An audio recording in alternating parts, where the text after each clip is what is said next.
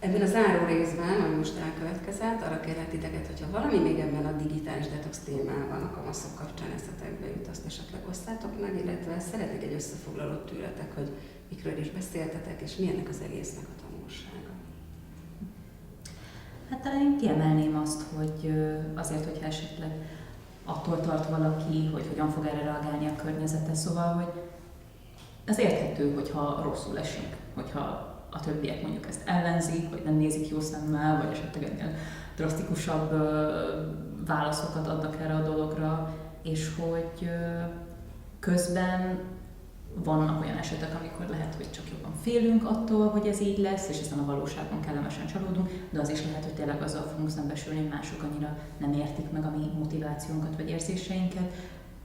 Remélhetőleg fogunk találni olyat, akivel azonban tudunk valamelyest osztozni ezekben a célokban vagy értékekben.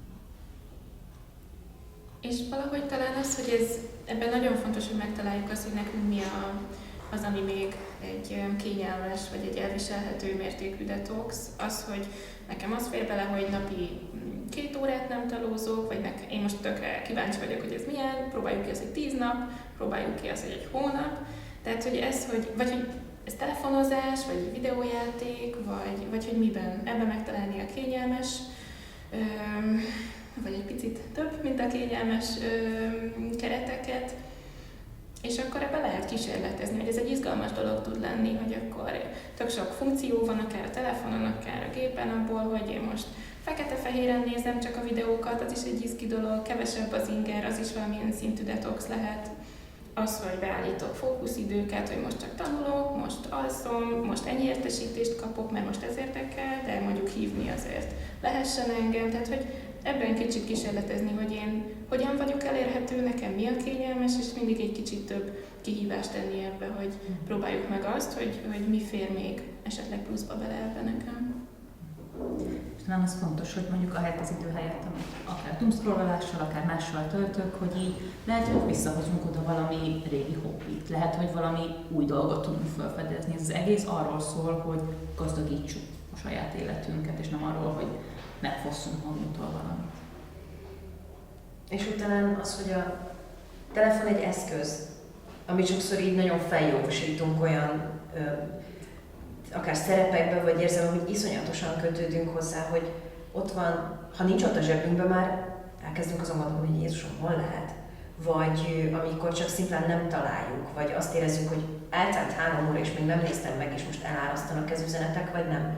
Vagy sokszor elnézhetünk úgy is, hogy amúgy nem is ért senki, de mi van, ha? És hogy én valahol azt tudom képviselni, hogy a telefon és a számítógép az maradjon egy eszköz, és hogy próbáljunk meg arra törekedni, hogy ne az irányítson bennünket, hanem még mindig mi irányítsuk a telefont.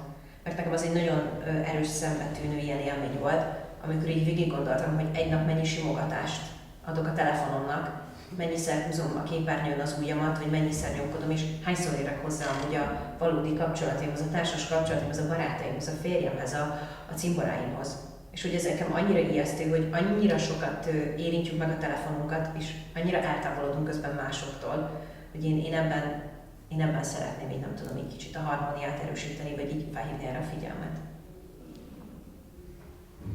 Nagyon szépen köszönöm nektek, hogy ilyen építő gondolatokkal gazdagítottátok a fiatalok szemléletét, vagy hogy segítettek őket egy picit abban, hogy szemléletet tudjanak váltani, de megérezzék, hogy nem elvenni szeretnénk tőlük ezeket az eszközöket, csak azt szeretnénk, hogyha jól használnák. Úgyhogy nagyon szépen köszönöm még egyszer a részvételeteket. Köszönjük. Köszönjük.